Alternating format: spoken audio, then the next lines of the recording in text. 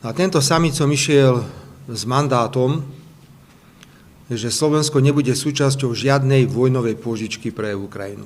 Toto je mandát, ktorý som oznámil na zasadnutí Európskeho výboru. Ešte raz to zopakujem, že Slovensko nebude súčasťou žiadnej vojenskej pôžičky pre Ukrajinu a že odmietame ďalšie financovanie aj zo zdrojov Slovenskej republiky vojenských potrieb, pretože neveríme vo vojenské riešenie konfliktu.